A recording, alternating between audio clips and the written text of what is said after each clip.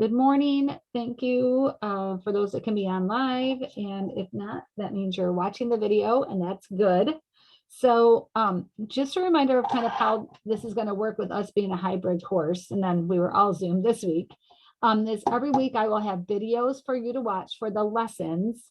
And then the assignments for the worksheets will be in Canvas. And so that way you know what's expected to work on.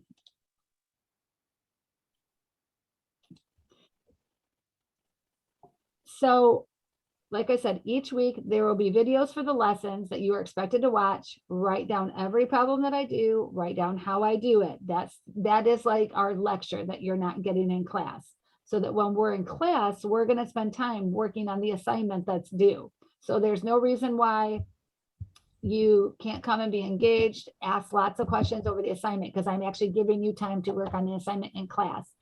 But it's important that you watch the videos ahead. Otherwise, when you go to work on the assignment, you're going to ask me a question on every single question. If you watch the video, then you should have some guide to kind of get you started. Like, okay, here's a question that we did on the video that is similar to the one on the worksheet. I can kind of get here, but I'm not sure how to get past this. So that's how you should be treating the videos. They're all Canvas. In the modules, I'm going to move the thing that says modules. I'm going to move it up. I think for some reason in that class it's down lower, so you have to go down to find it. But everything is in the modules, the videos, and then like for today, because we're not in class, the 2.1 worksheet, you're going to want to either get some kind of a scanning app, which I mentioned in class last week. So either the Genius Scan, or if you have an iPhone, there's a scanning app called Notes, I think.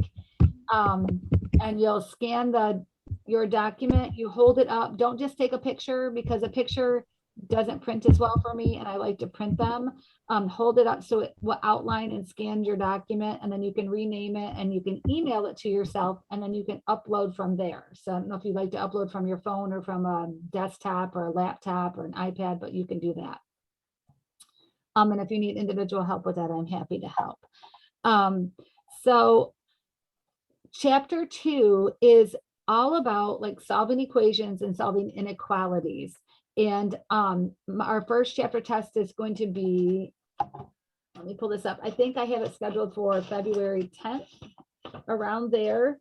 And it's going to be in the testing lab, or you can schedule to take it with me in my office. And I'll give you more specifics next week about that. And it's over chapters 1 and 2. So this is what I'm kind of envisioning for that. There is going to be material from chapter 1. So there's going to be a little bit of some basic exponent work, adding polynomials from 1.5, some factoring from 1.6 and 1.7. But then chapter 2, when we get into solving equations and inequalities, it's mainly only going to be solving inequalities of the linear equations. So in 2.1, where we did all that, like solving equations, and it was like, we had to factor some of them and some of them were linear. I'm not going to put that on the first test. So solving the ones where you have to factor, they're called trinomials or binomials. That's going to be when we do the quadratic chapter. So that's kind of how I'm going to break that apart. But in the first test, I do want you to be able to do the basics of just the basic factoring. Okay. Factoring is like the basis of a lot of what we do in this course, and if you have to take Math 151. So we're going to be hitting home on that all semester long. Okay, so like I said, today I'm going to work on problems and I'll answer questions. I'm going to let you all work on your worksheets, but if you want to either unmute and tell me what problems that you need help with, or you can put it in the chat as well.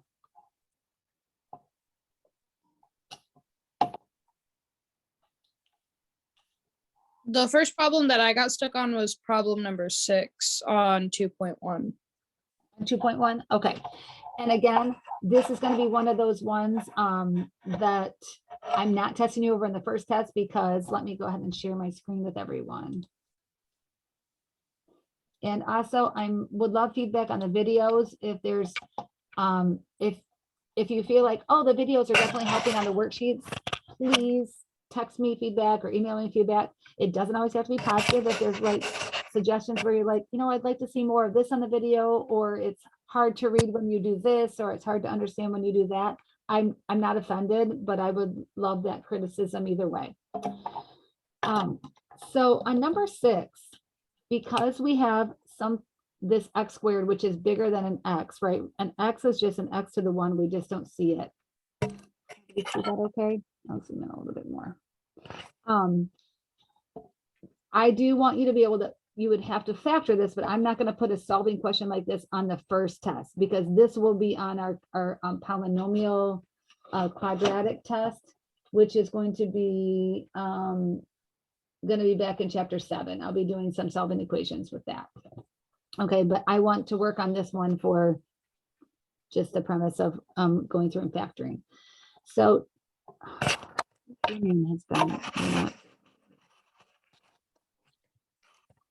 okay, so for us to be able to solve this, we have to get everything to the one side, and I'm going to put everything on the left. So that means we're going to subtract 10x from both sides. That's where equals is. So that adds to 0, and we have a 0 there. I'll go slow so everybody can follow. And so these are not like terms, but so they can be written in the same line, but they can't be combined. So we have a 90x squared minus 10x equals 0. And now we're going to go through our factoring strategy. So this is good because this is going to help with our factoring flow chart, which I did a whole video and put in my 084 class, but I will also upload it into 104. I don't know that I did that for the students that are not in my support class. But our factoring flow chart says, what is our greatest common factor? So we can see that 90 can divide by 10, and so can 10. So 10 is a factor of both terms. And then this term has an x squared, which is an x times x, and this term has an x. So an x is also in common. So we're going to factor out 10x. So when we factor out 10x, that goes out in front. And then we have this leftover piece.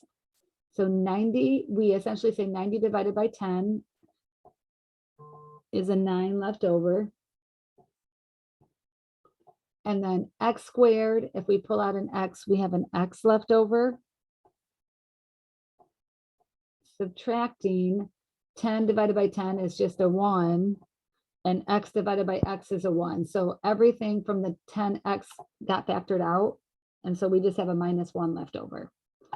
So when you get to the factored piece, if you were to multiply this 10x and distribute that back through, you should get back to this original binomial here.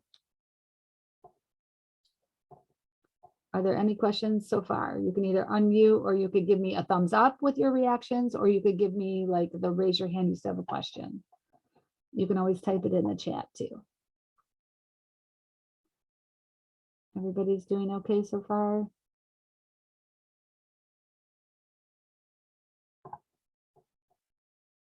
Okay. And so if you're struggling with the factoring, we can work on that. And then once we get here, we would ask ourselves how many terms. Here, we also should be asking ourselves how many terms. So terms are things that are added or subtracted. So I want to go over this for just a minute too. This is a term, 90x squared, and minus 10x is a term. Okay, so it's important to know how many terms you have.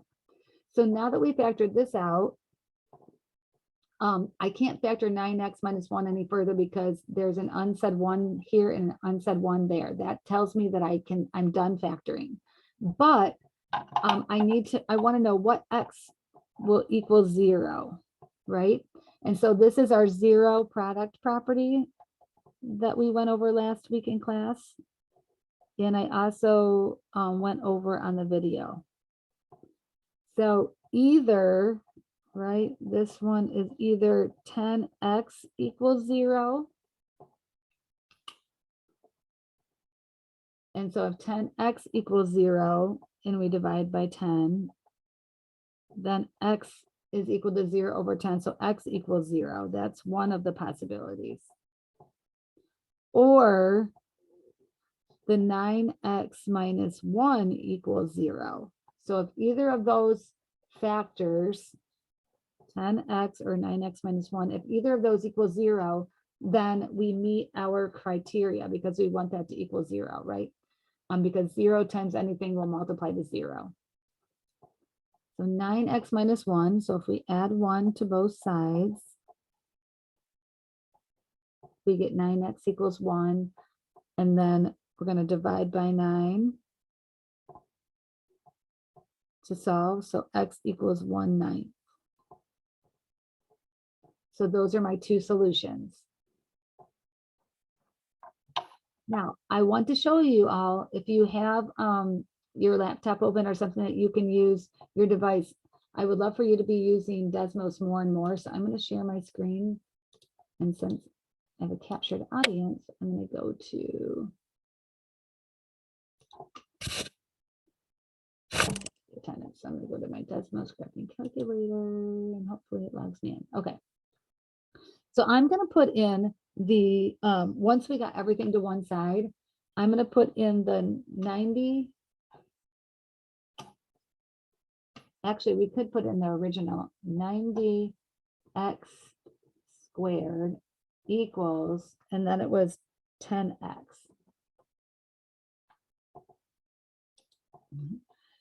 And we would really have to zoom in here. And the zoom is over here, this plus. So I'm zooming in just so I can see it clear. So if I click on the line, notice that there is a light gray. Does everybody see where my mouse is? There's a light gray circle. And that's because 0, 0 is one of our intersection points, which we came up with when we solved, right? And then the other light gray is right here at 0.111. And our solution was 1 over 9. And if you divide 1 over 9, you're going to get the 0.111.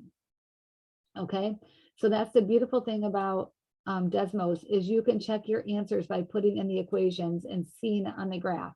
So if you're a visual person and you're like, oh, I'm not very good at Desmos, I'm not really sure how to use it, struggle a little bit, meet me on the Zoom. I can help you get more familiar with Desmos and typing the equations in, because as soon as you can feel comfortable with that and start using the visual to verify what you're doing on your paper, you're going to feel more confident.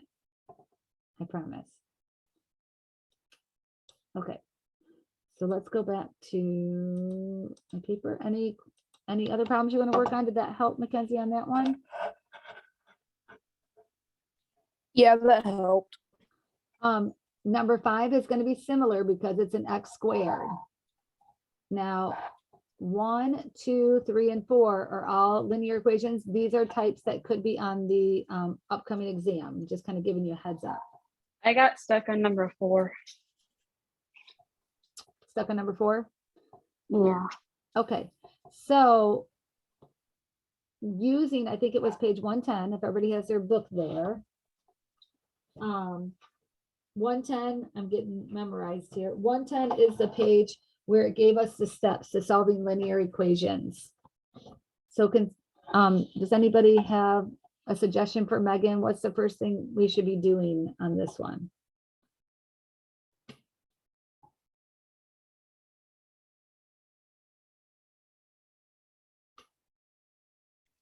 I moved all my terms to the left side of the equation.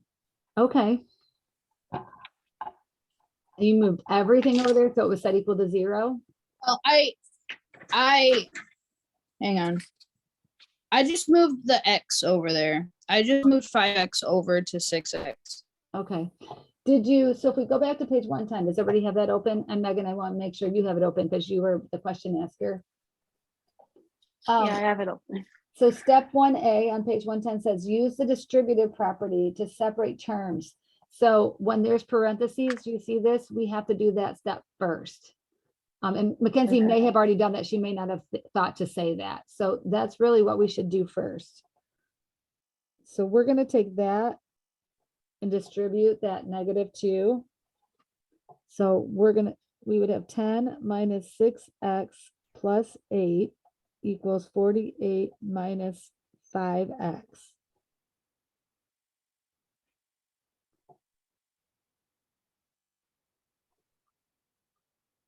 Is everybody cool with that piece?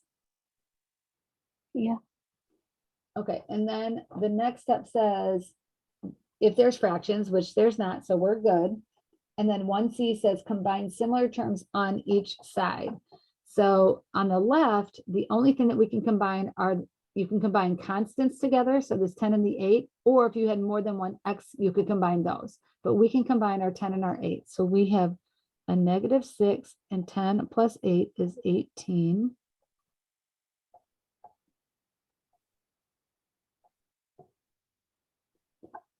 And then step 2 says, use the addition property of equality to get all variable terms to one side, like Mackenzie mentioned, and all the constants to the other.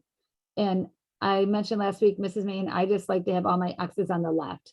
So that means I'm going to add 5x to remove it from the right, and I'm going to put it on the left. So I'm going to add, and the reason I'm adding is because it was subtracting. So a -5x and plus 5x will add to 0, which is what I want. I want it to go away on the right. And so I have to do that 5 plus 5x on the left. So a -6 and a plus 5 gives us a -1x. And then we still have plus 18 equals 48. Then I have to get my constants to the other side. That's the only way you can solve is to keep the x's on one side and the constants on the other. So because this is a plus 18, we're going to use a minus 18. And so we have a -1x, and on the other side, we have a positive 30. And this is a -x, but we want x to be positive. When we solve for x, x can only be happy if he's positive, right?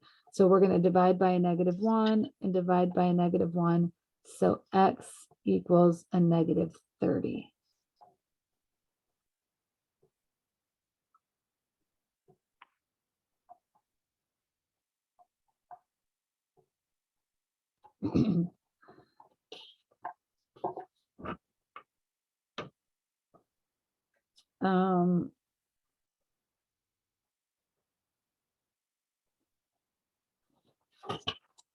Any other questions?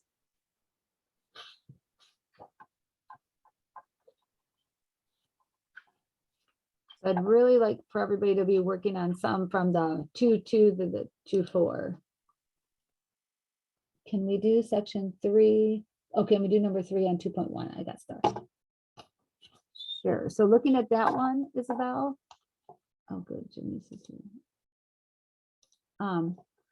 So looking at number 3 and going through what we just did, what this should be the first thing that we do. I'm going to let you guys all kind of help each other.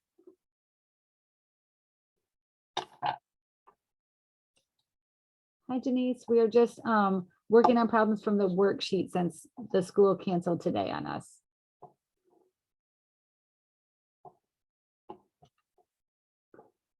So there's a question on 2.1 is the first worksheet that I'm answering that. Can anybody help Isabel on number 3? In your video, when you had a decimal question like that, you multiplied it by like a bigger number to make it not a decimal, but I just worked with them as decimal. I like working with it as a decimal too. I threw that out there as an option. So if we just leave it as is, what would our first step be using page 110? To distribute the property, the 0.05 across the 1000 and x. Okay. So I'm going to give everybody a chance to do that. And I'm focusing on Isabel. So Isabel, once you've done that, give me a thumbs up and then we'll kind of make sure everybody has the right same answer.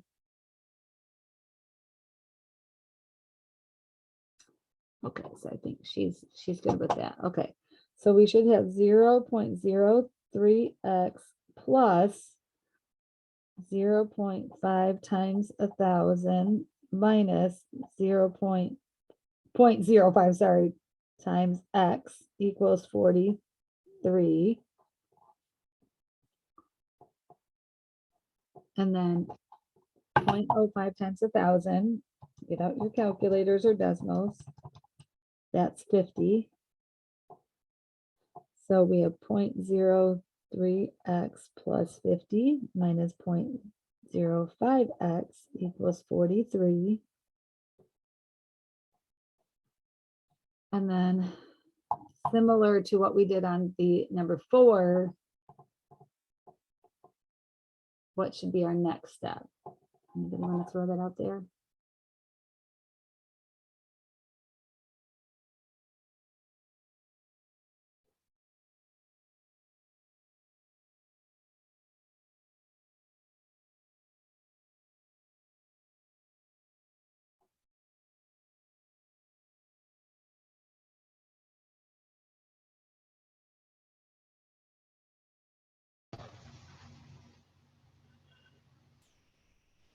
I added the two x's together. Okay, excellent. Because that's our next step, right? Is to combine the like terms on each side. Yes. Good job. So when we did that, what did you get? Janice, thank you for piping in. 0.086. I mean, 8x. Okay. So the only thing is the 0.03 is positive and this one is negative. Okay. So I'm glad we brought that up. So it's 0.03 minus a 0.05, right? So we have to make sure that because they're opposite signs, they actually end up becoming a negative 0.02x. Okay. Great. Thank you for chiming in. You're probably not the only one that overlooked that. Okay. Now that we got that corrected, what should be our next step? I think we're on step 2 now on page 110. You guys should be getting this memorized, right? Just because you're using it so much where you're like, yep, I know step 2. Step 2 says we're separating x's to one side and constants to the other. So who wants to chime in and help Isabel? Or Isabel, you can chime in and say, I think I got to do this next.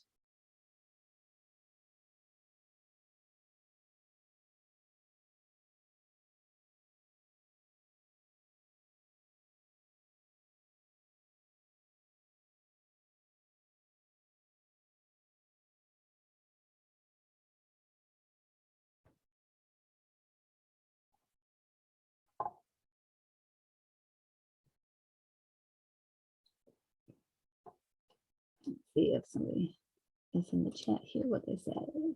Isabel said subtract 30. I like that. We have to move this. So we're going to, or subtract 50. It says subtract 50. I read it wrong.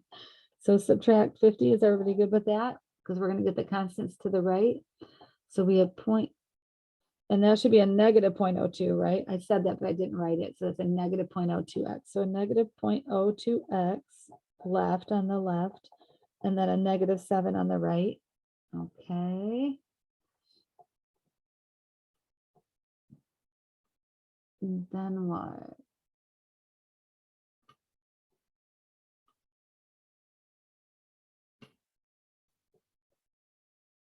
That would be step 3.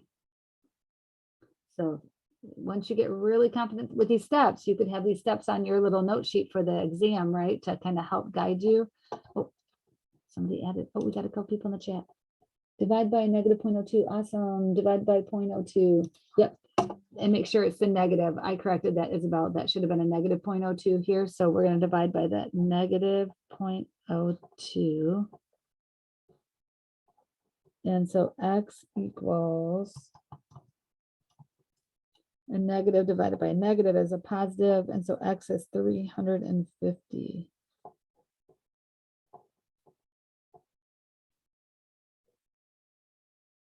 Yay. If you got that one on your own, give yourself a pat on the back. If you got part of it, give yourself a pat on the back, right?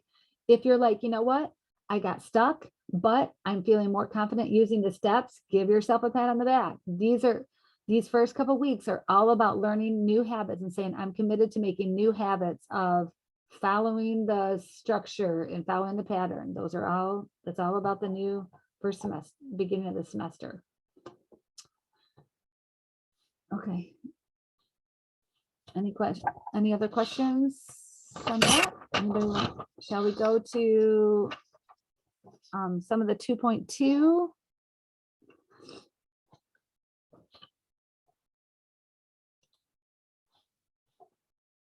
Is it number 7, please? Okay.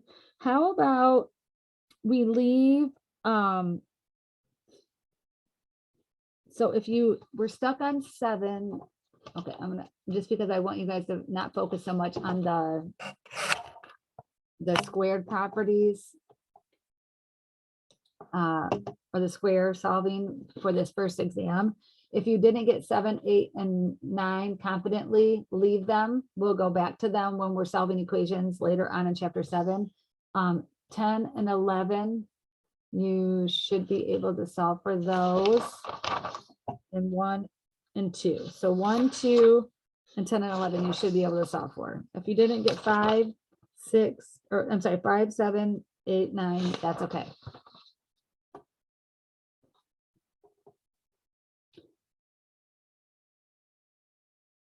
Any questions?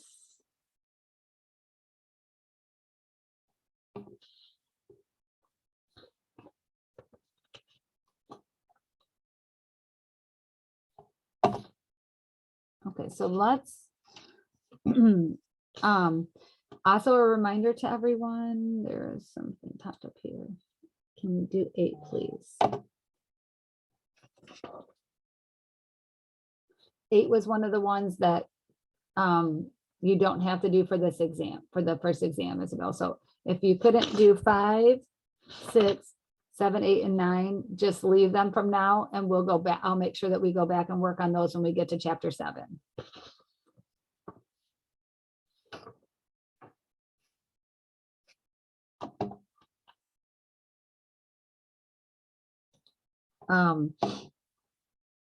Also, I want to remind everyone that I don't want you to wait until Thursdays to ask questions because we only have 2 hours together in class. It is very, very, very important that you're knowing that this is a 4-credit class. So you're expected to do a lot of work outside of class, especially because it's a hybrid. So that's why I'm offering time on Tuesdays from 9 or from 11 to 1. I'm on live Zoom with my 084 class, but anyone from this class is welcome to join in on that. Anytime you want to come get help and work on problems from the current chapter that we're working on, by all means, take advantage of that. If you want to set up separate tutoring times, I am open to that as well. Because in class, we're going to be working on the current worksheet. So today, I would like everyone to be working on either 2-2, 2-3, the problems that I assigned, or 2-4.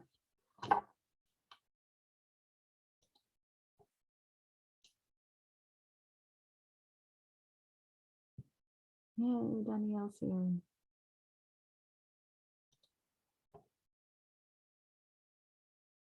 Again. Okay, so since we don't have class today and everybody's going to turn in their homework, I'm going to show everyone where you will upload your assignment. So I'm going to share my screen here and we'll go to Canvas. Whoa, Canvas course. There it is. Okay. So we're going to go into our you'd go into your Canvas course. And you know what, while we're here, I'm just going to change this so the modules are in a better place.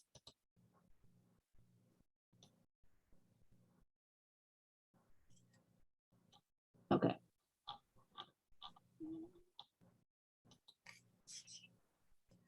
Okay, so now modules, when you go into our course, modules should be right up here at the top. Okay, so you're going to go down to where it says worksheet 2.1 and you'll click on that. Actually, let me turn it so it's a student view so you can see what it should look like for you all. So this is what it should look like for you all. So when you go in, you'll click on worksheet 2.1 and then there's this yellow start an assignment. And so if you click on start the assignment, there's ways that you can upload. So I allowed you to upload a file, or I don't know why it says use a webcam, I guess. You could do a text entry, you could do a website entry, share through Google Drive. file upload is probably the easiest. So you'll somehow save your assignment.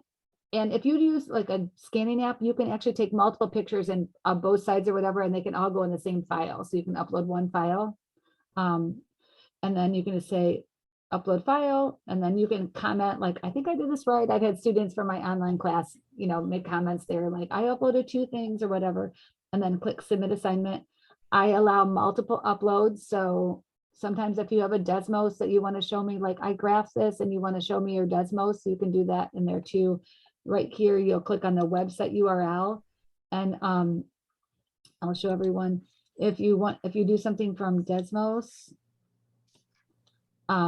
when you're in your Desmos, see how mine right here in Desmos, let me go back out. So up by where your name is, there's this little arrow up here and you can say share graph. So if there's things that you're sharing in Desmos and you want to share it with me in your assignment, you'll just click on copy, and then you would go back to our Canvas, and then you can go right here with the website URL and you can paste your Desmos link and then let me know what you pasted. Does that help a little bit? You'll do that in Canvas. Yeah, Okay, awesome. Good, thank good. you. You're welcome. A lot of this is a learning experience for a lot of people, so no worries. And I have a chat message. Sam says, are we turning the notes from the videos too? No, I'm not collecting the notes from the videos. However, if I start seeing a pattern where a lot of people are coming and asking the very first question on the worksheet, it tells me that you're not doing the notes. And usually when we are in class walking around and I'm helping you on the worksheets, because that's how we're going to do it, right? We're doing notes outside of class. When you come to class, we will be literally working on the worksheets that you're turning in. So I am helping you with your homework. However, when you start asking questions, I'm going to say, okay, so let's say, Sammy, I'm just using it as an example. Sammy's like, I need help on worksheet 2.2, problem number 2. And I'll say, okay, can you find one from the notes that we did that would maybe help guide you? So then I want to make sure like, oh yeah. And so I'm just going to tell everybody up front, if you want to ask me a question, you know, I'm here to support you, but it might even help if you say, I need help on question number 2. I have my notes out and this is the problem that I'm using as a reference. And this is where I'm stuck. That's like, okay, cool. Mrs. Main already knows, like, this is where you're stuck. You did your homework, you watched the video, because I can help you through as many problems as you want on these videos, but if you're not engaging and trying the problems on your own, it still isn't going to help. I promise you that. And that wasn't just a Sammy. I'm just letting everyone know. Is that more clear, Sammy, for you? So you're not turning them in for a grade, but when people ask for help, I will, and I do this with all my classes, I'll say, oh, okay, can you show me in the notes where we're talking about this? Because that teaches you how to be a student that's resourceful. Danielle, your hair is so pretty. I don't think you've had it down before. Okay, so is everybody Thank you. working? It's all purple. Cute. My daughter's all into colors in her hair. Thank you. I'm just trying to That keep looks mine cute. blonde. I'm trying to keep mine from going white and gray. So mine's just, I can keep it blonde. I'm happy with White and gray blends with blonde, so it'll be okay. Okay, so what other ones does everybody want help with? You guys want to start working? I can act like I'm not here. And if you guys all want to help each other start working on the 2.2 worksheets that are due next week, by all means say, hey, this is where I'm stuck. Jenny said, what questions did I assign on 2.2 and 2.3? Well, who can tell Denise where we can find that? This is a good question.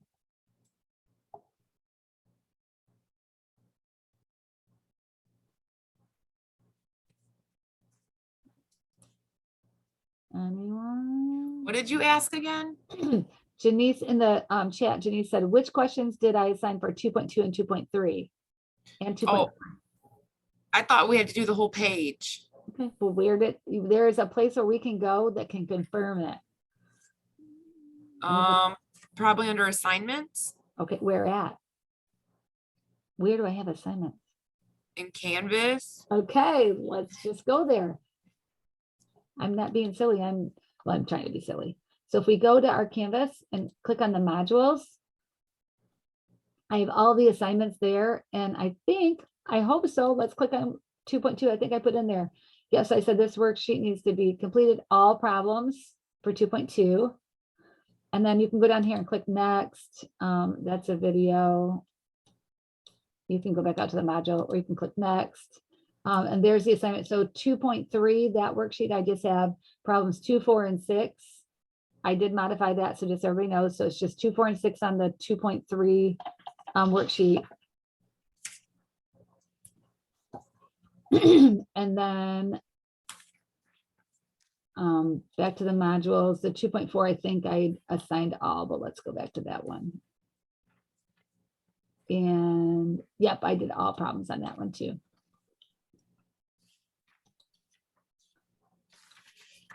Janice, you're good? You found it, hon?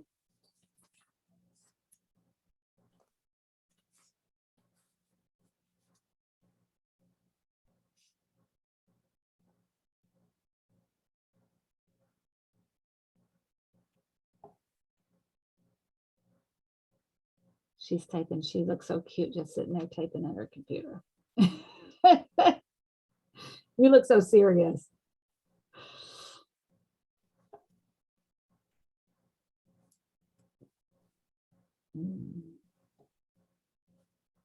Did you reply in the chat? I don't see it. Oh, there she. No, I don't see it. Did you see it in the Canvas what I showed you?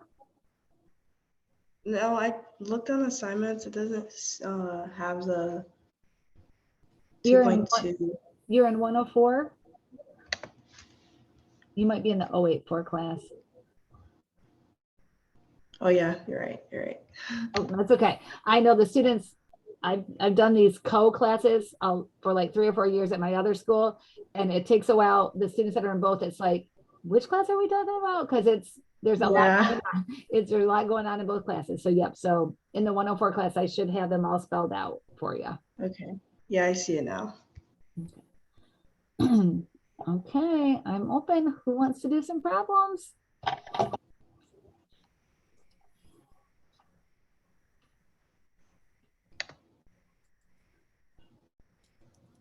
So, Well, I will let you know that I personally, for section 2.1, did not do number 5. That I couldn't figure it out. oh, and I think you came on right after I announced this. So my exam 1 is going to be over chapter 1 and 2. On the chapter 1, it's going to be like, I am going to expect you to be able to do some factoring, but on the chapter 2 part, I'm not going to be asking you to solve the equations that are higher order than an x to the 1. So only linear stuff will be expected to solve for the first test.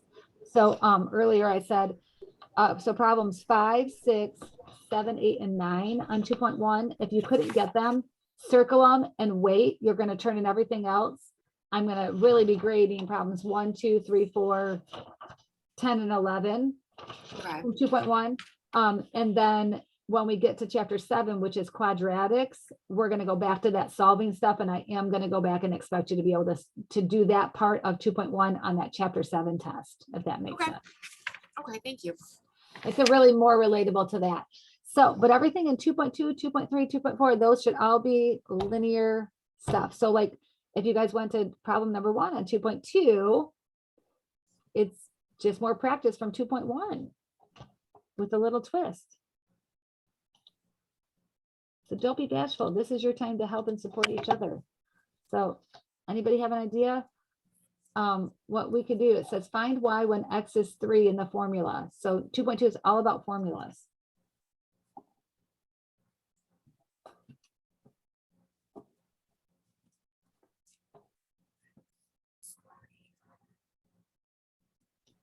And I believe you all have the availability to share your screen. So if anybody's like, I think I got this, and you want to share your screen with your phone or hold up your answer, what you got to the screen. Okay, so Janice is sharing something. So I'm going to put Janice as just a minute, Janice, I'm going to put you as I'm going to try to make you as the main screen. How do I do this?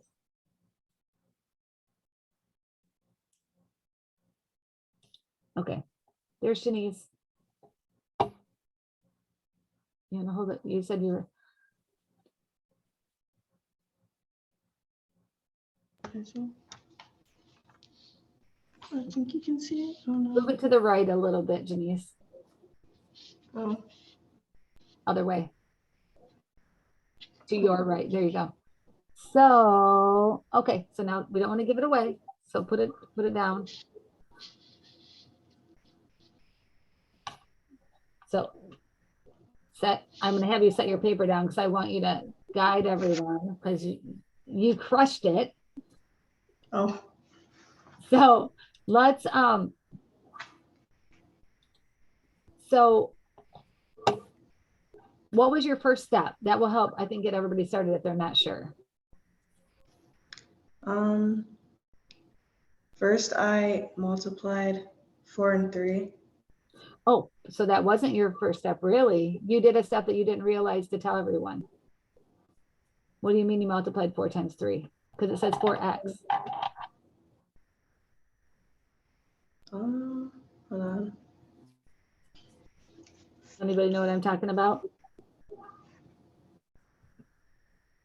She substituted, rewrote the formula, but put the 3 in for X. Yeah. Right, she did a step she didn't even think about. So that's the first step, right? Is Janice substituted the 3 in for X. Excellent. Get it? Excellent. Okay. So I will do that. I'll do it on my paper, but you all have to tell me what to do. Okay.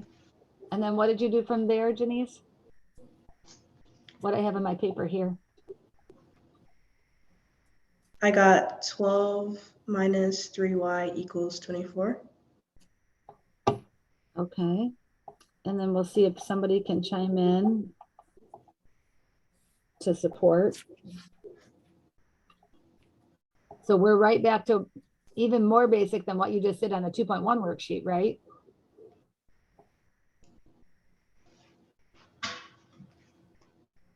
I'm not demeaning that. I'm just saying this should feel a little refreshing, like, oh, okay, this is what we just worked on. I can get this.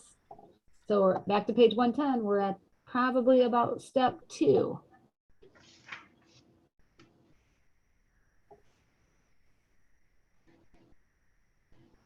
Okay. Maybe everybody's like, okay, I got this. So on the problems on this worksheet, front and back, they're all going to be, besides just solving, they're going to probably be like, oh, and we're giving you these values in the formula. So you're going to have to do that first step that Janice and Danielle mentioned, was substituting in the values that they gave you.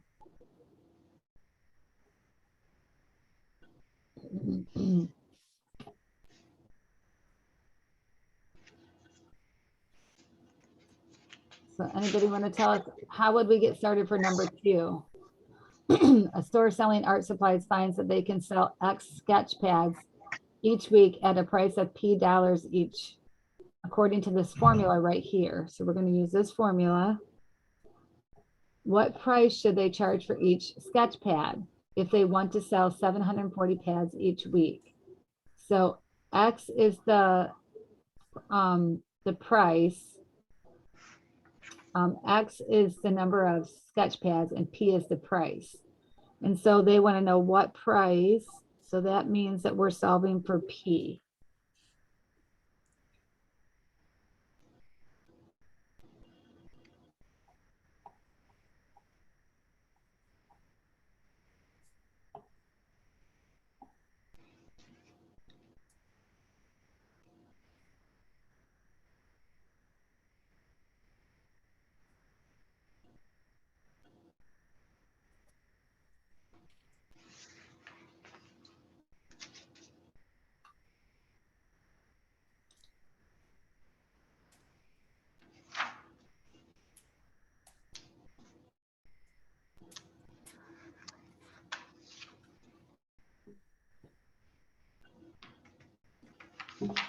Is everybody working on 2.2? Because if there's a group of people that are working on another worksheet, I'm happy to put you in a separate breakout room so you can work together.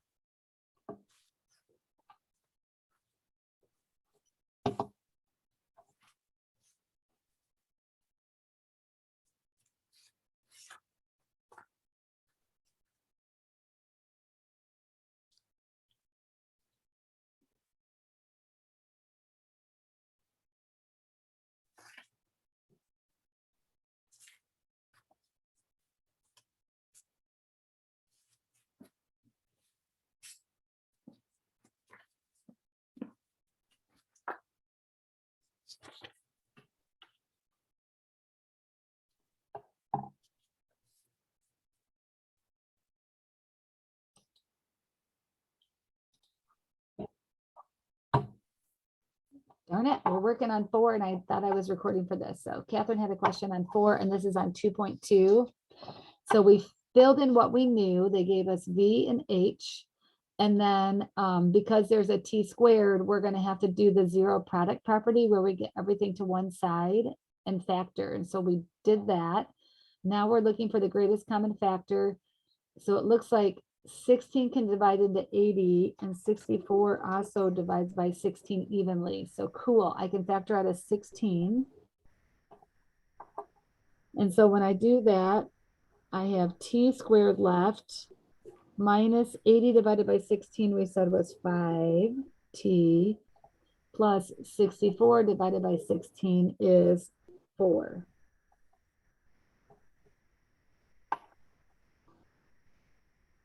I think that's what I struggle with when we get to after the greatest common factor is found, like putting the 16 on the outside of the parentheses and then getting what's on the inside of the parentheses. It's just kind of confusing, and I think that's where I get lost. Oh, no, that's okay. So from going from here to here, Yes.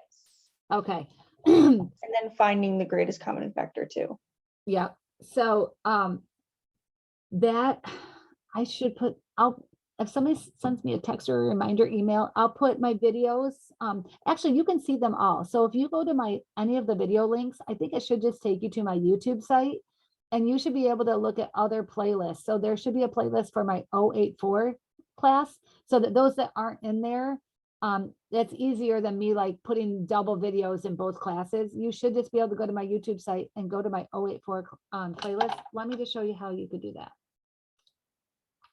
Is everybody okay with me taking a minute to do that so you can all see all the references here? Oh, sorry, I'm going to get to my. Okay, so in here, when it takes you to, I'm going to do this as a student so I can see what it looks like for you all. So let's go. So you go to my video L22 and I say open in another window. It should take you to my YouTube site. And it does, and we're definitely not going to listen to me yappy, yappy, yap. Okay, so once you're in my YouTube site, then I think you should be able to just click on me, see where my mouse is. You can click on me. Not that you're going to love doing that, but you can go to my playlist and then you can see my workout videos that I like to do. But you can go to the 084 class and say view full playlist. And then you can go down there and you can see any, because my 084 class, Catherine, I'm doing a bunch of the basics for those students.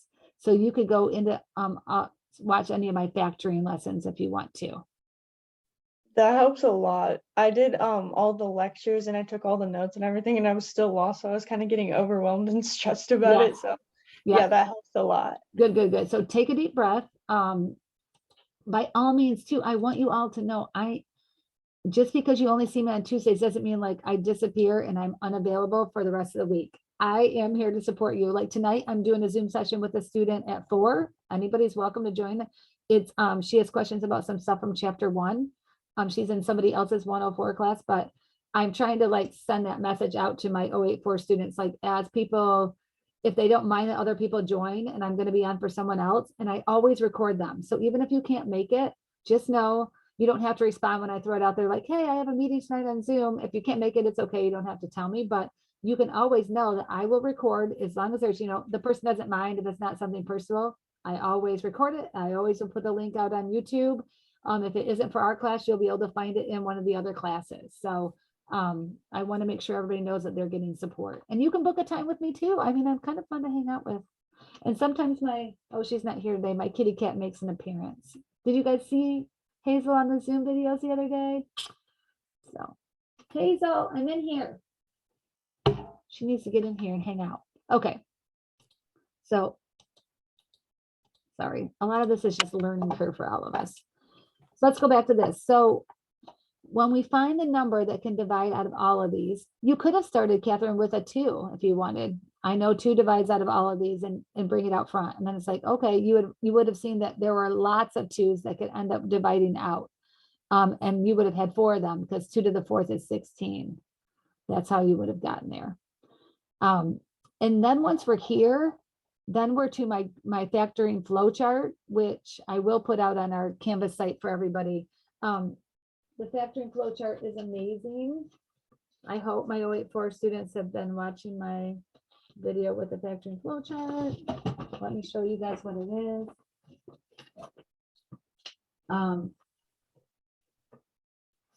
It is this flow chart right here that will walk you through all the steps of factoring. And like I said, I'm going to be on this first exam, I am going to be testing you over some basic factoring here, but I'm not going to be testing you over how to solve this. So because, Catherine, because we have 3 terms, 1, 2, 3 terms here, we're in this part of the factoring flow chart. And so it's going to look something like 2 parentheses.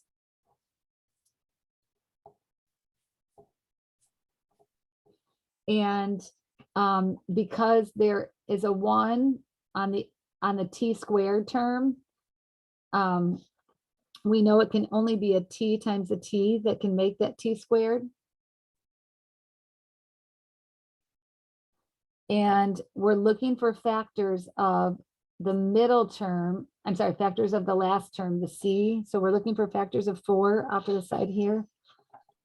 Things that multiply to make 4 right here, that when we add them, they make a -5. So don't worry about them making the -5. Let's just list all of our factors of 4. So we could have 1 and 4. We could have a -1 and a -4. We could have 2 and 2, or a -2 and a -2, right? And then when I add them, I'm just going to see what I get. So I get a +5, a -5, a 4, and a -4. And we need specifically, right, what I wrote up here, a -5.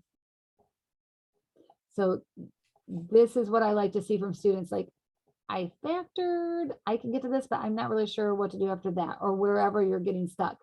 But make sure you're writing out, this is always your A times C, and ours is a 1 times 4. So I'm looking for factors of 4, and they have to add to make this middle B value. And so this is a nice simple one. So I literally just plop in -1 and -4 right in there. And then this is our zero product property from 2.1. So I'm looking to see, I'm going to bring this down here because we've got lots of room for this problem for some reason. So either t minus 1 equals 0. So if I add 1, t must equal 1, right? Or my zero product property says t minus 4 equals 0. So if I add 4, t must equal 4.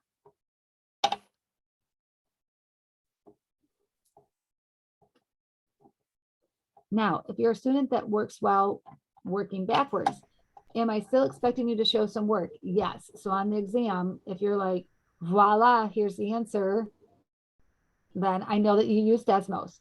It's okay for you to use Desmos, but I need you to work backwards and show me how you get there symbolically. So this is how Mrs. Main would suggest that you, if you're like, you know what, I can work backwards pretty well, but I need to see it visually. Let's go to Desmos. I'm going to show you how I would type in this very first purple row, and it would give me t equals 1 and t equals 4, just like magic. Okay, so I have a question. Sure. Where could we get the factoring sheet that you had? Because I got a totally different answer for number 4. Absolutely. Who am I talking to? Is it Sammy? Janice. Oh, Janice. Oh, Janice, you're in my 084 class. So when you go to the dashboard here, can you see my screen? Yeah. So when you go to our 084 class, let me click on the student view here. Up here in the modules, there's plenty of assignments going on right now. And there's the forums that we should be working on. There's the factoring quiz that I have assigned. And then right here in the factoring flow chart assignment. So right here's my factoring flow chart. To print it, I will put this out for my 104 class too, because I don't think I have it out there. But that thing I just showed, you can print out that factoring flow chart. The 084 students have an assignment with that factoring flow chart. But my 104 students, my 104, I don't think I have it out there, but I am going to put it out there. Let me just look and see if it's there. Nope, it's not, but I will be putting it out there. Good question. Okay, so let's go to Desmos, because if you're a visual student, is everybody okay showing you how you would be able to find this answer right away in Desmos to double check? So 64 equals 80x. Remember, you can't use other letters, you got to use x, minus 16x squared. Okay, is everybody with me so far? Oops, let me move this thing. Okay, so here is my graph. If your graph doesn't show where you can see how I can see my x-axis here at the 0, 0, that's kind of where I always want to be. You can always go up to this gear and click on the gear. Oh, it's not going to show. Oh, nope, I don't need to do that. I'm going to hit done.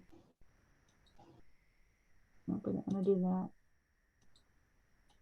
Okay, it won't make a list. Then you can change your graph settings if you want, but you can zoom in and out to try to get there. The magnifying glass isn't showing up for some reason. But notice when I click on the red graph, right there, that what we're looking for, our answers are in gray. Does everybody see that when I hover over at the 1, 0? And then right here, if I hover over it, there's the 4, 0. X equals 1 and x equals 4. That's what we just came up with on our paper. So if you're like, you know what, I do struggle, while you're learning the symbol work that we're doing on our paper, you can at least get this in Desmos and go, okay, these are my answers. I visually can see this. And then that can help you kind of work backwards. So I promise you, also, notice this picture. I'm going to show you the picture. I'm going to zoom out. Okay, I'm going to actually write this in a different way. If you get everything to one side like we did, you're going to have 16x squared. Let's do the one that after we factored out the 16, it'll be smaller. So we would have x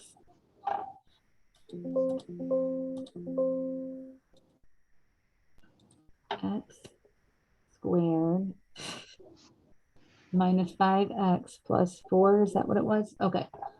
So you can turn off the red graph by clicking on the red. And now the blue graph shows up. And I'm going to zoom in with my positive button over here.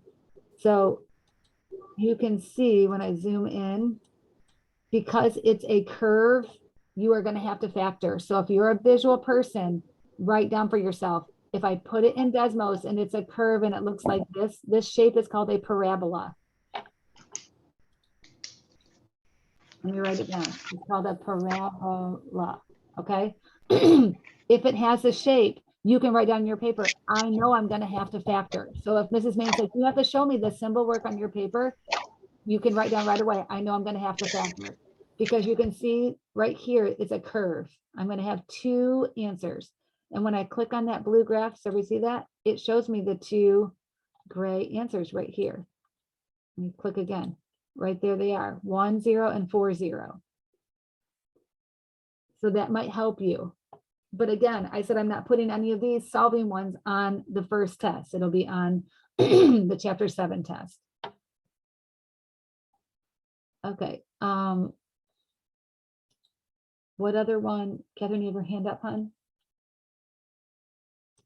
That was from when I asked my first question. Okay, I think you should be able to click on it. Should help you go. That should go away for you.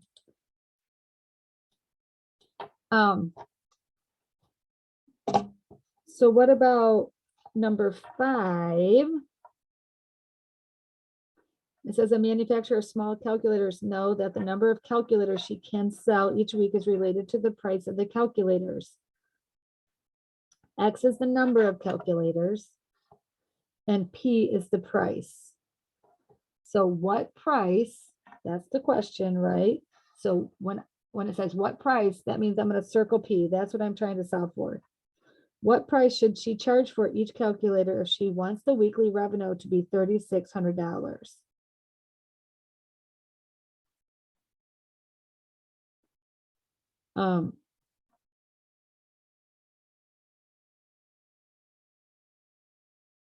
So X is the number of calculators and P is the price per calculator.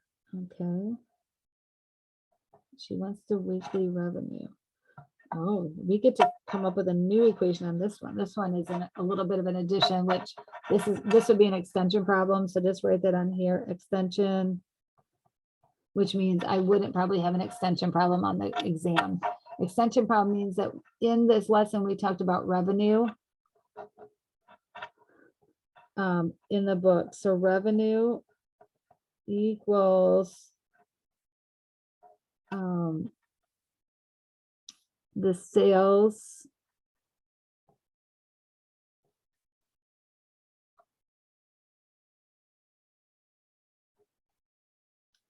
times the price per item, right? The number of items times the price.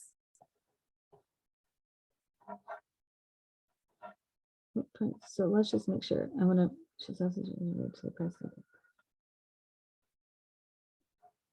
Then,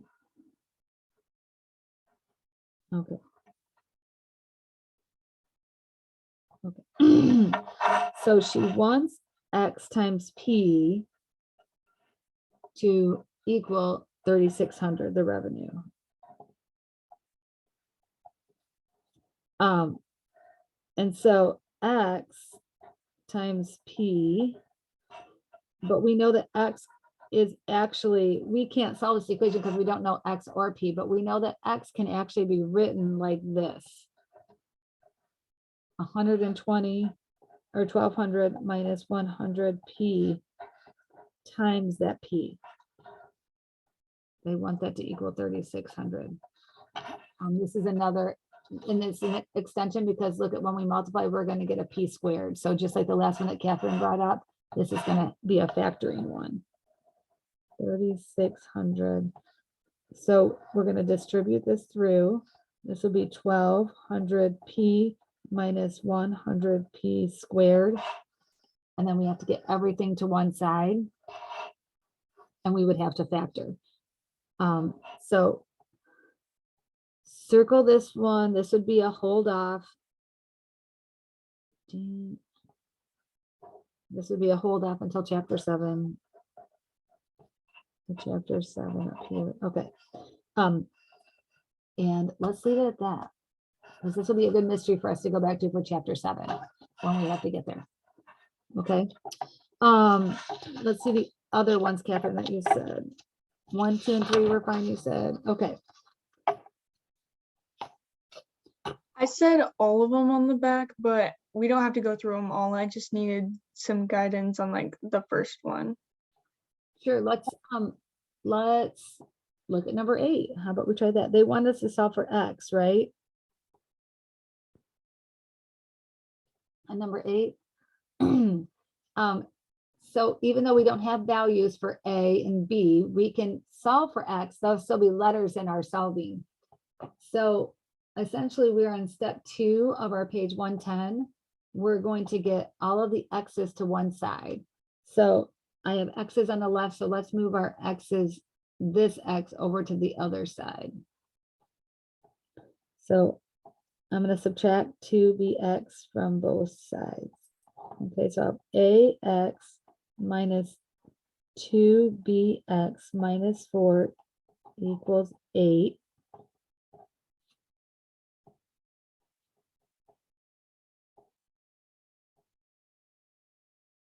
And then we can get our constants to the right because that's what step 2 says is you're going to get all the x's to the one side and all the constants to the other. So we're going to add 4. Danielle, you got your hand up, hon? Oh, you want to unmute? Unmute, sorry. How Okay. can you take 2bx from ax if ax and bx are completely different letters? We're not done yet. You are right. That is a great question. We haven't actually combined them yet, have we? We just wrote them together in the same sentence. So that's a good question. Okay. She is, let's add this 4, and then we're going to address Danielle's question right next. Fabulous question. So ax minus 2bx equals 4, because we moved the constant to the right. So Danielle must be to this point because she is already on top of it. So now that we're here, it's like, well, how can I combine them? I can't. But because they both share an x, let's factor out an x out front. So when we do, we have a minus 2b. Because if we knew what a was and b was, we would be able to combine these, but we just don't know what it is. So to solve for x, we're going to divide both sides by this a minus 2b.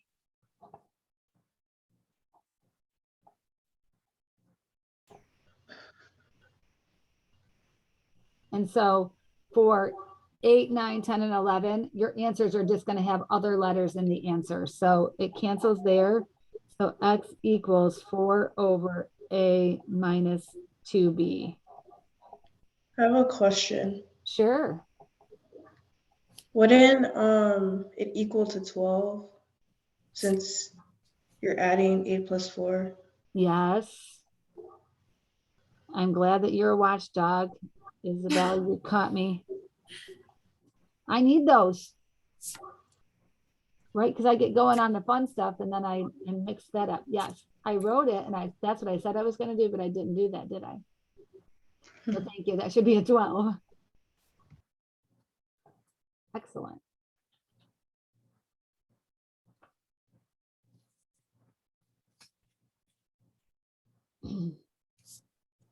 So how about we do 10 together? And also I want to remind everyone, don't wait to the last minute. We talked about this last week, right? Trying to do a little bit every day on something. And even if you don't get the whole problem done, make some progress. And then send me a message and say, I got to this point. Or reach out to somebody else in class and just say, hey, has anybody else, gotten to this point and are struggling? You can all share and support with each other. So solve for y. So we're going to, on 10, let's circle y. Well, that's what I want to solve for, right? So we talked about on the solving on page 110, we're going to eliminate the fraction. So I'm going to multiply through by that denominator. I'm going to treat x minus 3 like it's something that I know. I don't know what x minus 3 is, but I'm going to treat it like I do have a value there. So I'm going to multiply x minus 3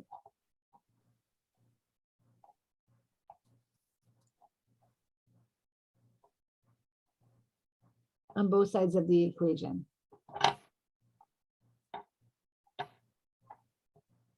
So it goes away on the left.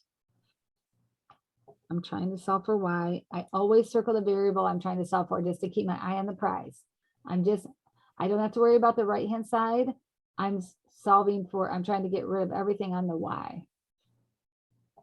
So I took that whole thing and multiplied through by that denominator to get it to the right. So now we have y plus 5 equals, I'm going to distribute my 4x minus 12. And I'm still solving for y.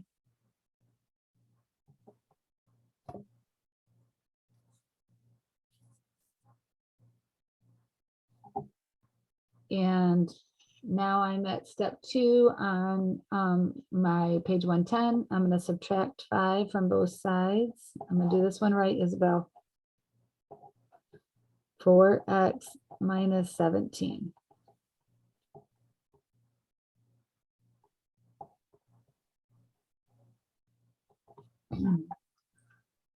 But giving everybody some food for thought on those.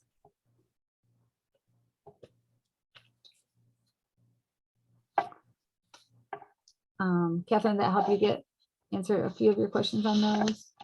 Yeah. Okay. How about we do a couple in 2-3 and 2-4 while we're here and kind of get everybody going. And then during my session next week, I can, answer some more questions. You can send me questions as you're working. If there's questions that you have, send them on the Zoom, and I can make videos, in support of these. So Okay, so let's do that. I have a question, and I know you already answered it, but it's kind of still, you know. Driving you crazy? Um, yeah. When we turn in 2.1 today, do we just take pictures and upload them? A or- picture, I prefer that you do a PDF with a scanning app. So How do you do that? Because I scanned it and it brought me to something that didn't look right. okay, that's okay. This is a great question. Let me pull up my scanning app for you on the phone. Okay. And I know, besides the math, I know that a lot of this is a little frustrating for everyone, and I'm proud of you for just keep pushing through, because I promise it's not going to just be my class that you'll either this semester or eventually will have to do, and you're going to be like, oh, I'm so glad I learned this, and you're going to be the one teaching somebody else. So I got the Genius Scan. Is that what you got, Catherine? I just go to my camera usually, and then like it'll scan the little QR thing. Or is that not what I'm supposed to be scanning? Nope, you're supposed to scan your whole page. So- Okay, okay. So if you, there are booklets that you can get where you write in and it scans. This thing here that's on the page, that's to take you to videos to help you. Okay, yeah, that's what I was guessing after I scanned that. That's okay. So if you get a scanning app, or if you have an iPhone, the notes thing in iPhone will scan too, but I don't know how to use that on my iPhone. So the Genius Scan is my favorite one. And when I click on it, see my plus value right here, my plus button in my scanning app. I'm going to press that, and it's gonna start scanning. So I'm going to pull up something that it will scan. Just 1 minute. I'm going to do something small.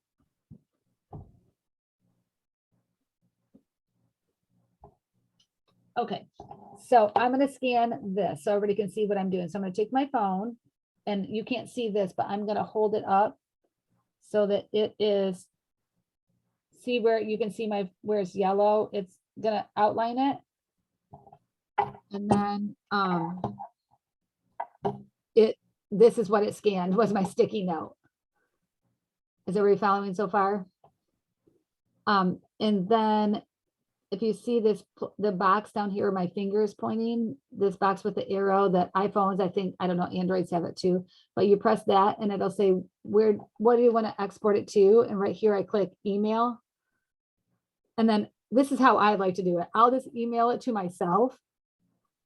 And then I can save it on my device, my laptop, my desktop, my iPad or whatever, and then save it into, I would start creating some kind of a, just a minute, let me get back to my papers here. I would create some kind of a file in your computer that's like, it's called, I would name your folder in your computer Math 104, and then all of your uploads can go into there, because my son, when he was taking classes, he wasn't very organized. And so he's like, I scanned in my blah, blah, blah, blah for my teacher. And I'm like, where did you save it? And then we were searching all over his computer for where he saved these things. So if you create a folder and then everything just goes into that folder, you'll know, like if for some reason it doesn't get uploaded, you're like, oh, I just got to go back and get it again, because I know where I saved it. Does that help at all? Yeah, thank you. Okay. So shall we do another one in 2.3? And Isabel gave me a thumbs up. Thanks, Isabel. Okay. So I assigned what, 2, 4, and 6, I think, in 2.3.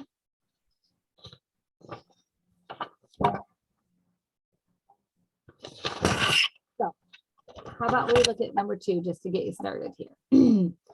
So it says, in July, Ken bought a used Toyota Sienna. The total price, which includes the price of the car plus sales tax. Okay, I'm going to write this out in words. The total price,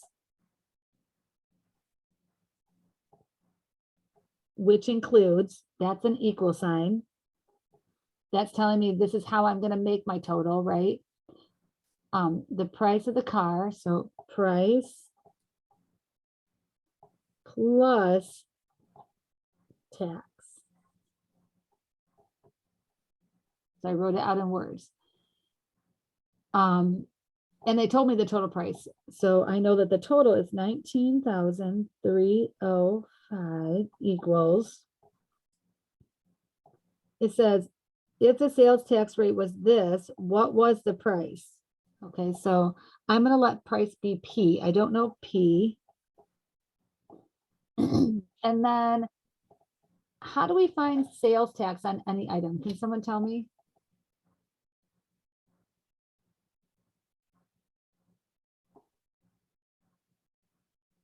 How do you find sales tax on an item at the store?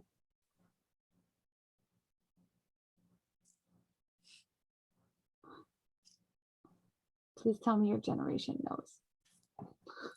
Danielle, I know, knows because she worked in retail. I can't hear you. My heat's on and it is so loud because the furnace is in the next room. And this computer has like the worst volume. I can't hear anything on it, so I can barely hear you. Can you hear me better now? It's my computer. It's Oh. so quiet. Like it's on full volume, but I can barely hear. I have to like get close to hear. So anybody else chime in? How do we find sales tax on an item? You take the dollar amount and times it by how much the tax is. Okay, so sales tax, if y'all don't know, you better write this down.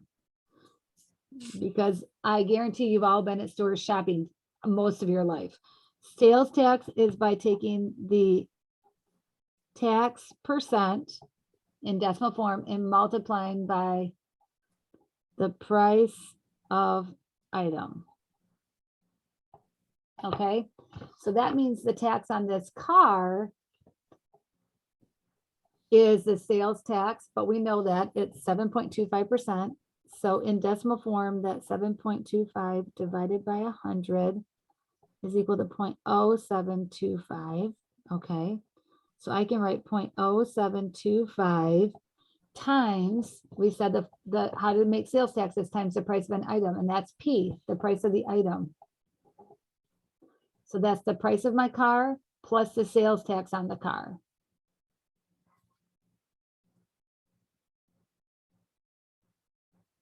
It's solving a linear equation, which we did in 2.1. So I'm going to let you struggle with that a little bit, and you can ask me questions with that over the next couple days. Okay, that totally sets you up for success.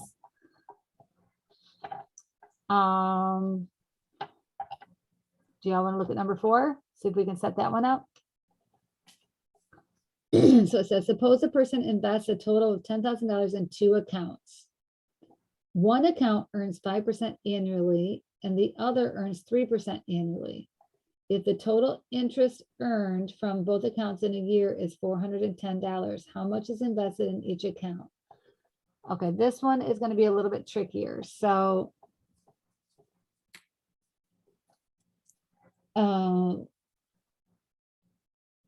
we have amount 1 and amount 2. We'll call those X and Y. And we know that they make the $10,000 that they invested, right? Account 1, account 2, we'll say. X is account 1. Bless you. Thank you. Bless you. You're welcome. Account 2. Okay, so that's how much we invested. Now, when it says earns interest, it's kind of like sales tax. So we know that interest on X plus interest on Y, they said was $410. Right? So interest is like finding sales tax. Interest is the percent. So what the percent for X is 0.05 X. That's how you find that interest.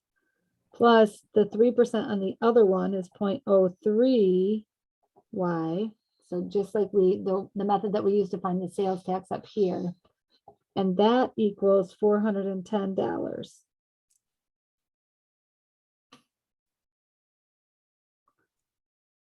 So this one, I'm going to take this off the assignment because this, now that I look at it, this one is really,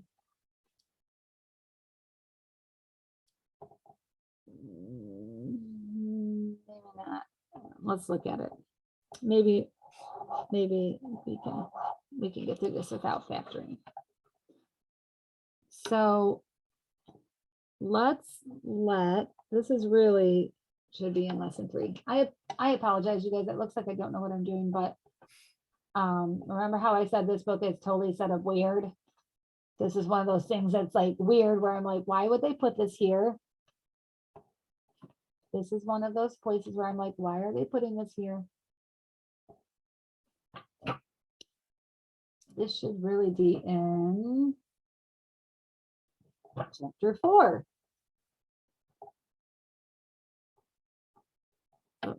Let's leave it at that. We're going to come back for that one. That's a good one. I'll take it off on Canvas. So that'll be a good one for chapter 4. The more I look at it, I set us up for chapter 4. Everything we did there is good.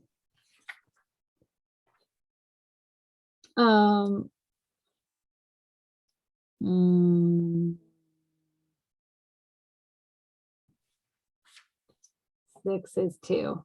I thought when I glanced at those, they were going to be perfect. So your job for 2.3 is to finish number 2, essentially. I'll go take the other 2 off in Canvas. So finish number 2. Oh, on my part.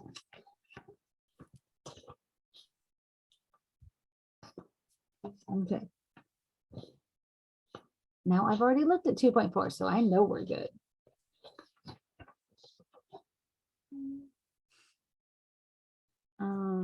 Yep. Okay. So let's go to 2.4 and do a couple of these before we go today. I know that some people have to run. So in the 2.4 video, we learned how to solve inequalities. Does anybody remember the only glitch for us when we're solving inequalities?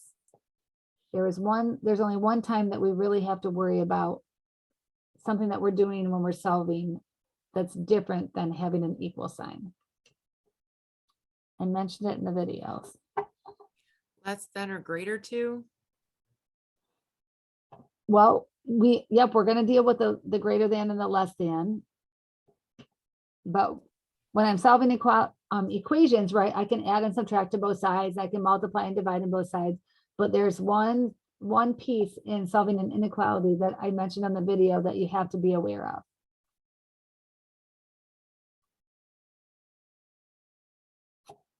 Anybody catch it?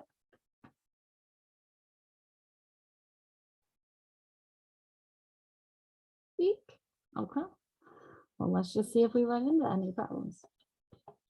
So number 1 says solve the following inequality and write the answer using interval notation. Okay. So we're going to treat this like as if it's an equal until we run into our possible only one glitch. So what would our first step do on number 1 if we're going to treat this like in solving an equation? Combine like terms? Okay.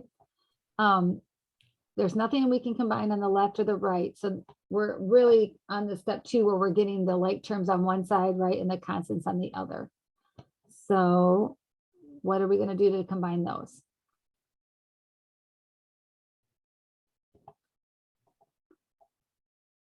So what would be that first step, Danielle, if we're going to combine like terms? Add them together? Well, we can't because they're not on the same side. I don't know. I'm confused. I kind of don't know how to do these at all. I was just. Well, we're going Your to brain- pretend essentially that it's just an equal sign. We're just solving for X. I feel like if it wasn't, I would do minus 3x from both sides, and then I would Okay. add 9 to both sides. Yep. Okay. So we're going to say minus 3x. So 2x plus 7 greater than minus 9.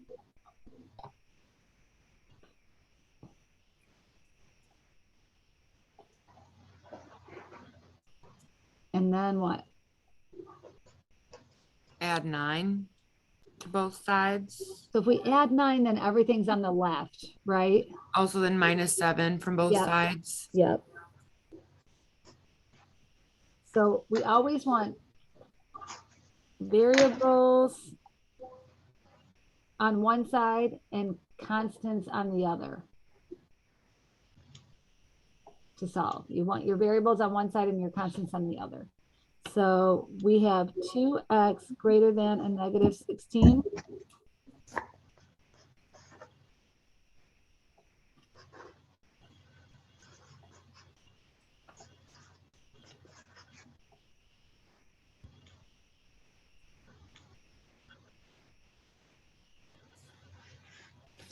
So then what?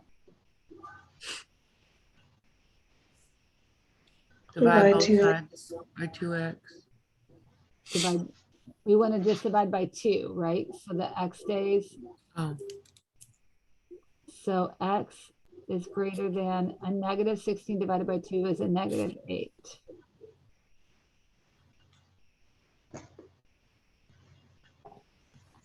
Okay, so we can check to make sure this is right. So let's pick a number that's bigger than a negative 8. So I'll let somebody pick a number that's bigger than a negative 8 and we'll just check it. 4. Okay. So I'm going to put 4 into x and we're going to validate that the left-hand side is indeed greater than the right-hand side.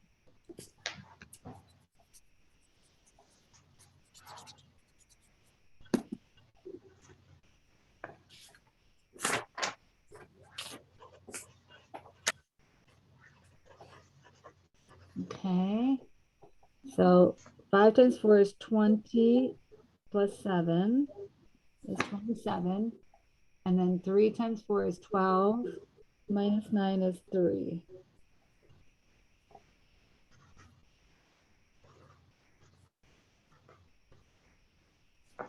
So did we do it correct? 27 is greater than 3? So yep, we got a thumbs up. Okay. So it says use interval notation. So x is greater than a negative 8 means that interval notation means I'm going to put my minimum value and then my maximum value.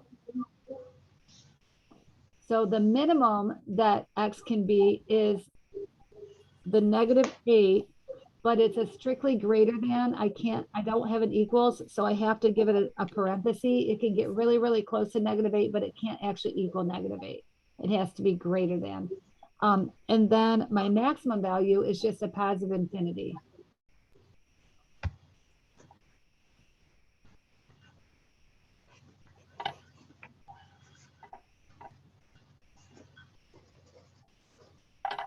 Okay.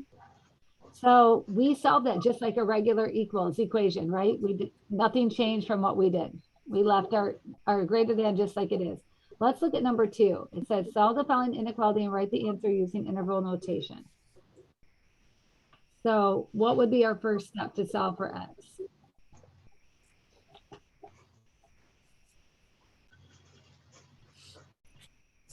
Take 4x from both sides.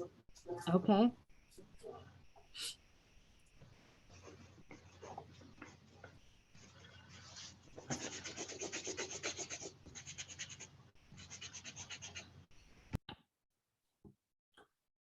Okay, my inequality stayed the same. Who can help us next? Danielle's been our volunteer.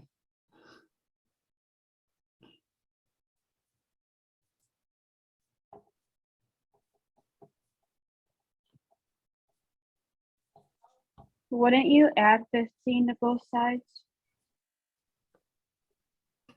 Add 15. So if we add Yeah. 15, then everything's going to be on the left. So remember, our goal is to get all the variables on one side and all the constants to the other. So since the variables are on the left, we really need to move all the constants to the right. So we have -5 for both sides. Yep, great job, great job.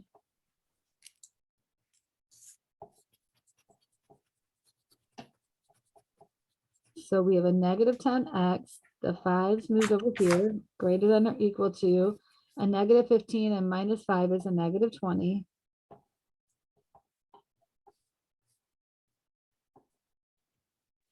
And you divide by -10. Okay, we're gonna divide by a negative 10. I'm not gonna write this greater than or equal to for a minute. So a negative 20 divided by a negative 10 is a positive 2, right? So if I put in, if don't write in your symbol yet, I'm gonna write mine in for a minute. If I were to just write this greater than or equal to and leave it like this, let's say I say, okay, I want to check this. I'm gonna pick a number that's bigger than 2. So I'm gonna pick a number, I'm gonna say 3. So don't write this down. I just want you to follow what I'm doing. Okay, so a negative 6 times 3 plus 5. Okay, I'm just gonna check my work. I didn't change anything with my symbol here, and I'm gonna pick a number that's bigger than 2, which is 3. So a negative 18 plus 5 is a negative 13. And 12 minus 15 is a negative 3. So did I get a true statement? Is a negative 13 bigger than a negative 3?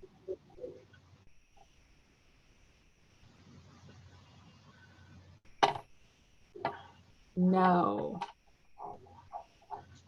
it's not. So this is my glitch right here. When I divide by a negative, hopefully everybody wrote this down from their notes from the videos. When you divide by a negative or multiply by a negative, it's the only time you have to flip your symbol. That's the only change that's different than solving an equation. That's the only time. So it's really x is less than or equal to 2.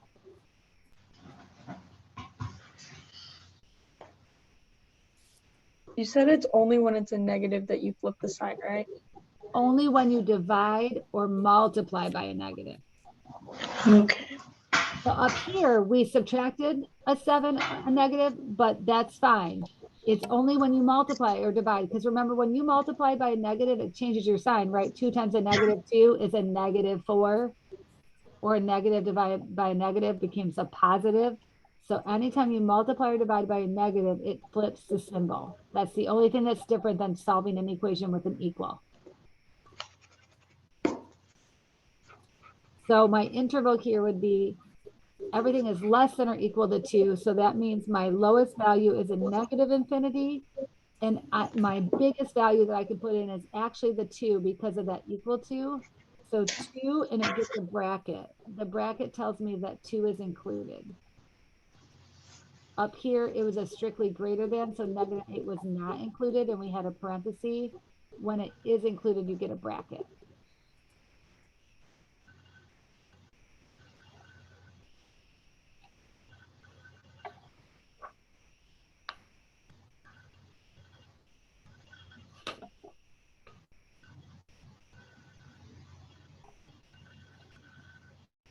Okay.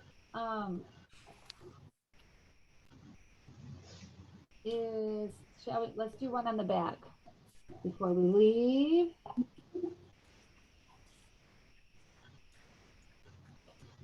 Because number 6 on the back is actually getting us ready for 2.5. These are, I don't know why they're on this page, but they are, because 2.5 is all about compound inequalities. So let's do number 6 together. This one, it'll help us with the inequalities, and it's going to kind of give us a leg up on 2.5. So we want to find x where this 3x plus 2 is bigger than a negative 4, but less than 11. So essentially, we just have to do whatever we're going to do to solve these equals. We're doing it to all 3 pieces. Okay. So if I wanted to solve for x, I would subtract 2 first, right?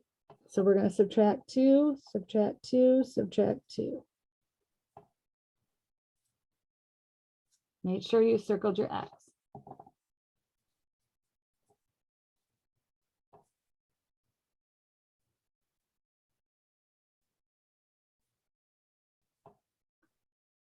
Okay. And again, now we're down to here. So we're solving for x. So we would divide by 3. Because we're dividing by a positive, all my signs are staying the same. So divide by 3, divide by 3. So we have a negative 2 is less than x is less than 3.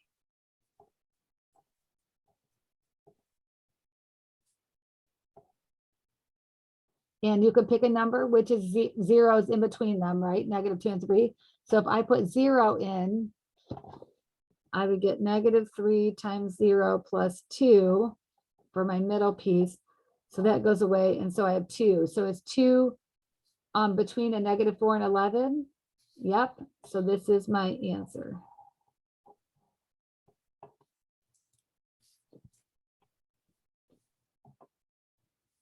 Oh, we have a few more minutes. Let's just do 7 together too.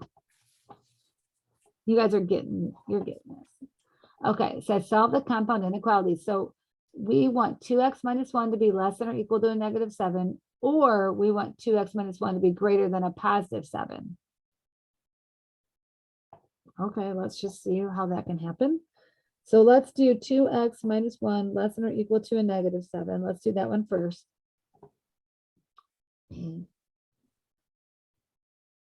So who can help me solve this?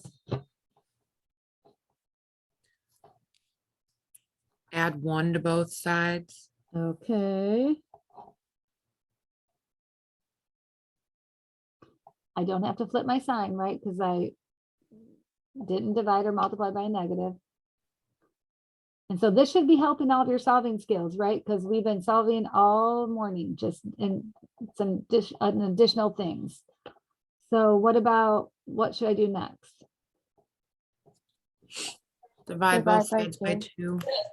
Good job, good job.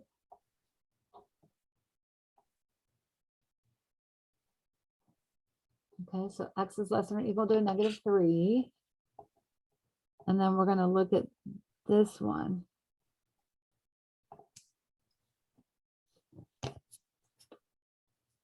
So am I going through the same steps?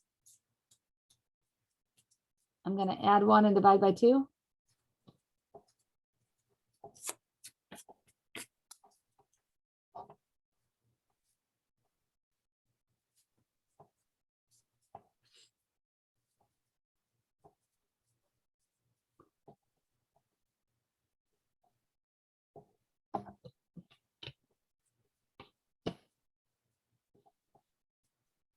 So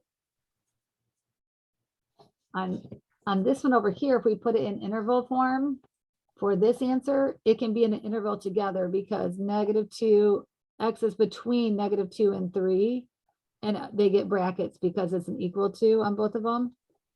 But on number 7, we have to write it a little bit different way because these don't mesh with each other, right? X is either less than a -3.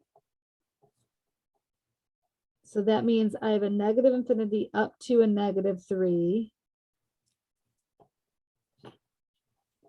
And then I'm going to give this big U symbol. This wide U means I'm going to union this solution with this other solution. A bracket around 4 up to a positive infinity. 6 and 7 are really from 2.5. I don't. So I'm learning this book. I'm realizing that they are putting things in some weird places. So how about let's go together. Let's do this together here, but I am going to make some changes in Canvas. I just want you to all be very confident about what I'm expecting to have do. So you're not like frustrated that you worked on something that I'm not expecting. Is everybody okay with that? So let's just go through each of the worksheets and I'm going to write at the top what one. So 2.1 that you're turning in today, I want 1 through 4 and then 10 and 11. And I'm going to really scour through 2.5 through 2.7 so I make sure I assign the right problems. Okay, on 2.2, I want 1 through 3.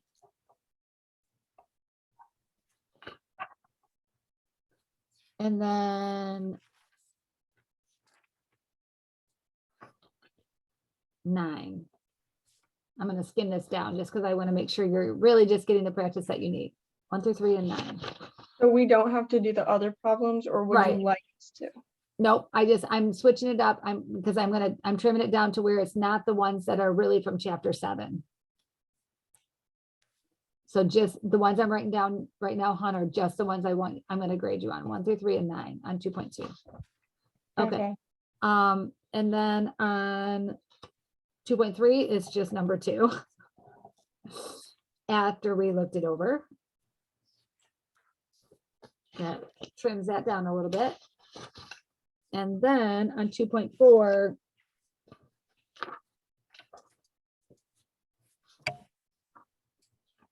one through 5. We already did 6 and 7, right? And then 8 and 9 are, I will leave for an extension for later. So I'll make sure I go in and adjust those on Canvas. So if you get confused, it'll be clear on Canvas exactly what I changed it to. Is everybody good with that? And right now I'm going to go through the future ones for the rest of chapter 2 and make sure I pull out right away all the ones that are not necessary for this first exam.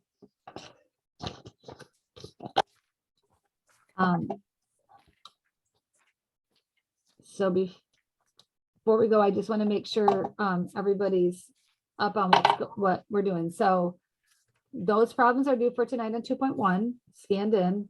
You're going to finish the ones I had you write down for 2.2, 2.3, and 2.4. Those will be due next Thursday. Or I think I have those in for Monday, don't I? Or Tuesday, the 1st, February 1st. You have it in for Tuesday. Yeah. So do you want us to just scan all of them for February 1st? Yeah, so you can either scan One of them them. or you could, if you're at the school, you can put them under my office door. Okay.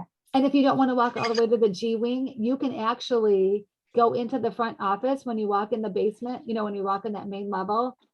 There's Yeah. a secretary there on the left. If you walk in there and just say, can you put this in Mrs. Main's box? She'll do that. And then I always check my box when I get to school. Now, if you Okay. want to get your steps in, you can come up to my office. Because I know that that's a lot of steps. And actually, I'd rather have your paper. So if you're at the school for other things, if you can just turn them in either to my mailbox or my office, I'm going to print them out either way because I like to grade on paper. So I can give you feedback. And then, so I just want to make sure everybody's getting in the right pattern for the rest of the semester. So then I'm making videos in the next couple of days of 2.5, 2.6, and 2.7. And I'm going to expect the same thing for next week, that you'll watch the videos. You're going to write down all of the work that I do in the videos. You're going to come and be ready to work on the worksheets in class, right? And I know you guys are being shy today because we're on the Zoom, but I'm hoping that you really engage with each other in class and support each other, because that you're going to need each other besides me to help support you this semester. It's a team effort, that's for sure. Trust me, I had my team help me get a lot done during grad school. So I know what it's like. So I hope you all have an awesome day and stay warm. You get lucky that you don't have to go into the school today. There's a water main break for those that came in a little bit late. I guess there's some flooding at the school. I hope that they can get it all figured out soon. And let me know how I can help you. Otherwise, I will see you in person next Thursday. All right. Bye-bye.